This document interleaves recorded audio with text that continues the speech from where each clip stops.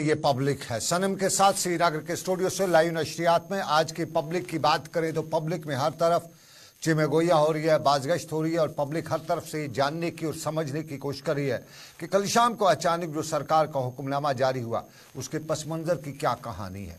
लोग अपने अपने तरीके से उस पर रायज़नी करें। कुछ लोग बता रहे हैं, जिनको मालूम नहीं है वो बता रहे हैं कि शायद कुछ एलिमेंट्स हैं जो सरकार की स्मूथ फंक्शनिंग में रुकावटें खड़ी करें, और कुछ लोग बता रहे हैं कि नहीं, कल कोई बड़ी बात होने वाली थी इसलिए सरकार ने इस तरह जैसे अस्मा जैसे हालात पैदा किए। और क्या वाकई में आज कुछ होने वाला था जो एम्प्लॉयज़ का या इस तरह से, ये सारा आज का हमारी ये पब्लिक है का मुद्दा। और इसी मुद्दे के बीच में हम आपको बताएं कल जो सरकार का हुक्मनामा आया है उस पर रिजल्टमेंट में भी बहुत देखने को मिल रही है। एम्प्लॉयज़ गम गुस्से का इजहार कर रहे हैं, पॉलिटिशियंस भी बयान दे रहे हैं। हम अगर पॉलिटिशियंस की बात करें तो आज महबूबा मुफ्ती का सुबह सुबह ट्वीट भी आया। महबूबा मुफ्ती ने अपने इस ट्वीट में जम्मू कश्मीर की सरकार पर से सवाल उठाए और सरकार के सवाल उठाते उठाते उनने पूछ भी डाला सरकार से कि किस तरह का सिस्टम चल रहा है। महबूबा मुफ्ती का ट्वीट आया तो उमर फारूक अब्दुल्ला भी आज एक फंक्शन पे थे और फारूक अब्दुल्ला ने इस फंक्शन के दौरान भी सवाल उठाए। सरकार का जो एम्प्लॉयज़ है, एम्प्लॉयज़ को सरकार के बैकबोन बताते हुए बताया कि क्यों नहीं हो रहे एम्प्लॉयज़ के मसाइल अब तक हल। ये फारूक अब्दुल्ला ने सवाल किए और इन्हीं सवालात के पस मंज़र में हम आज का प्रोग्राम कर रहे हैं कि क्यों नहीं हुए मसाइल मुलाजमीन के हल और क्या मुलाजमीन का रिएक्शन है।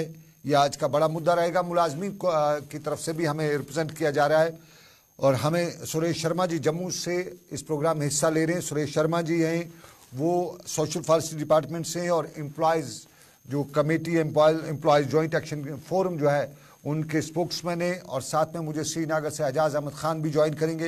एजाज़ अहमद ख़ान जो है एम्प्लॉयज़ जॉइंट कंसल्टेटिव कमेटी है उसके चेयरमैन हैं। दोनों का बहुत बहुत शुक्रिया, मुझे दोनों स्क्रीन पे नज़र आ रहे हैं, शुक्रिया दोनों का। शर्मा जी आपका भी बहुत शुक्रिया और शुक्रिया अदा करना चाहूँगा मैं मेरी सहयोगी जम्मू में हैं शिल्पा शर्मा और श्रीनगर में मुदस्सिर खान जिन्होंने मुझे प्रोग्राम में कोऑर्डिनेट किया, दोनों का शुक्रिया। लेकिन सबसे पहले शर्मा जी आपका स्वागत है। हमारे दर्शक हमारे व्यूअर्स जानना चाहेंगे कि क्या एम्प्लॉयज़ ने आज कोई प्रोग्राम रखा था जो ऑल ऑफ ए सडन कल सरकार का अस्मा जैसा ऑर्डर पास हुआ। पहले मैं सनम साहब आपका शुक्रिया अदा करता हूं कि आप लोगों ने इस बेहतरीन प्रोग्राम में हमें हिस्सा बनने का मौका मिला।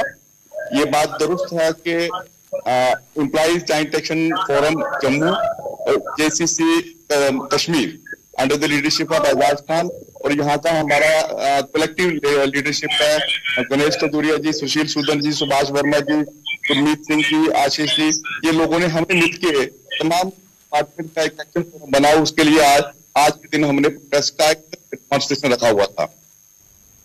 तो क्या मुद्दे थे जिनको लेके आज आपका यह सब कुछ हो रहा था? काफी वक्त हो चुका है कि सरकार और मुलाजिमों के बीच में एक वैक्यूम क्रिएट हो रहा है। काफी छोटे छोटे मुद्दे पहले भी उभर रहे थे।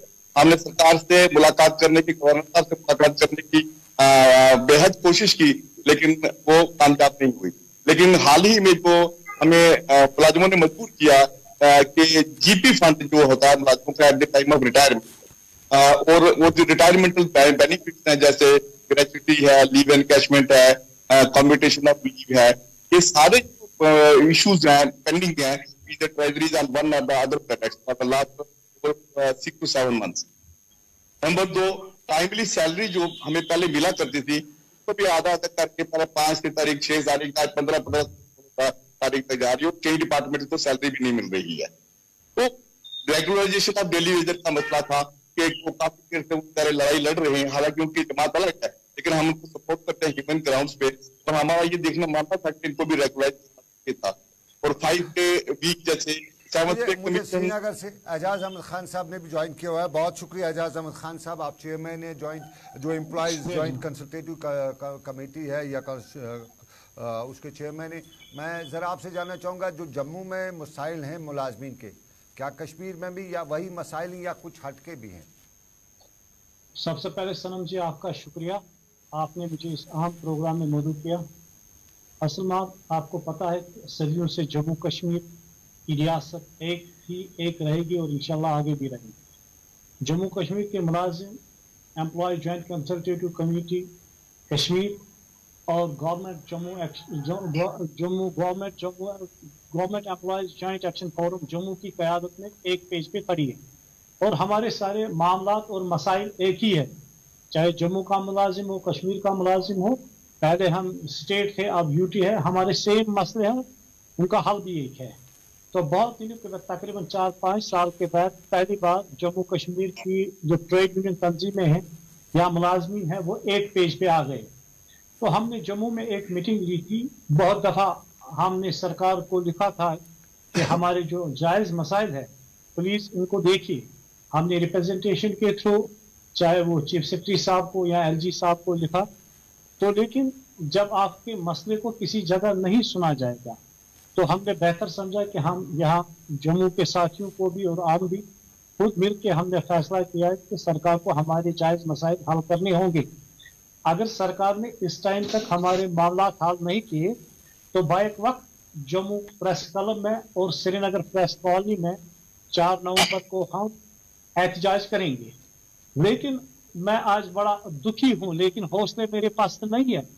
सरकार ने जैसे कल रात मैं उसकी तरफ आऊंगा। एजाज खान साहब, आपने जायज मुतालबात किए, क्या सरकार आपके मुतालबात को भी जायज मानती है या नाजायज मानती है?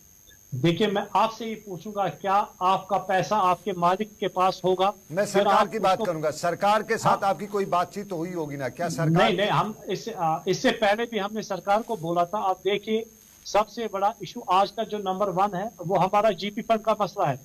जीपी फंड हम अपने तनख्वाह से काट के सरकार के पास अमानत रखते हैं और जब भी हमें जरूरत पड़ती थी तो हम निकालते थे। आपको पता है, चाहे खुशी में चाहे गम में या हमें बच्चों की तालीम के लिए जब भी हमें जरूरत पड़ती थी हम सरकार को हम अपने डिपार्टमेंट में एक एप्लीकेशन डालते थे तो 1 हफ्ते के अंदर अंदर हमें जीपी फंड मिलता था, क्योंकि हमारा अपना पैसा है सरकार के पास। लेकिन आज क्या हुआ कि 2021 के बाद हमारा जब जीपी फंड है, जब हम सरकार से मांगते हैं 6-6, 7-7 महीने के बाद। सुरेश शर्मा है मेरे साथ। सुरेश शर्मा, आपने जीपी फंड की बात की। सुरेश शर्मा जी, 6-7 महीने से जीपी फंड नहीं मिला। पिछली सरकारों में भी तो इसी तरह का होता था, तो आज की सरकार में क्या नया है? पॉलिटिकल गवर्नमेंट ऐसा आप पीछे देखिए, ऐसा कुछ नहीं है। पहले काफी 1-2 महीने की पेंडेंसी हुआ करती थी, लेकिन इससे पहले आप चले जाइए तो कोई पेंडेंसी नहीं थी। जीपी फंड लोगों को भी मिल रहा था, ऑनलाइन था और टाइमली मिला। मेरे पास वो पेंडेंसी। तो तब जो प्रोटेस्ट वगैरह होते थे वो जीपी फंड को लेकर नहीं होते थे, या तब वो प्रोटेस्ट सरकार पॉलिटिकल सरकार को घेरने के लिए होते थे? नहीं, ऐसी बात नहीं है। इश्यूज कोई भी हो, लेकिन जीपी फंड मेन इश्यूज नहीं हुआ करता था। अब मैं दोनों से जानना चाहूंगा। पहले मैं मिस्टर शर्मा जी, सुरेश जी, कल सरकार ने ऑर्डर किया, उसने बैन कर दिया। बहुत से एम्प्लॉयज ट्रेड यूनियन लीडर ने मुझे बताया कि राइट टू एक्सप्रेस हमारा जो कॉन्स्टिट्यूशनल गारंटी है उसको कल बैन किया गया।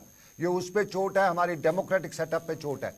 ये माने आपकी बात, लेकिन कल शाम को आपकी जम्मू डिविजनल इंतजामिया से बातचीत हुई। You people talk to the divisional commissioner Jammu कल शाम को। कुछ लोगों को गिरफ्तार भी आप लोगों ने बताया किया गया था। क्या बातचीत हुई, क्या आश्वासन मिला? सर, बात यह है, बिल्कुल ये जो सरकार का जो ऑर्डर है डिस्क्रिमिनेटरी इन नेचर, जो हमारे ट्रेड यूनियन राइट्स को जो है उसका हनन करती है, इस पे अटैक करती है। हम इसका कड़े शब्द में खंडन करते हैं और खंडन करते रहेंगे।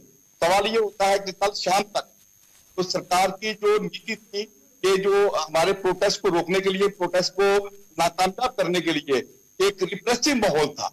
शाम तक हमें लगता था कि हम लोग एडिक्वेट हो चुके थे कि अगर हमारे चंद लीडर कुछ अरेस्ट हो जाते हैं, लेकिन हम प्रोटेस्ट करेंगे, चाहे जो हो जाए सो हो जाए।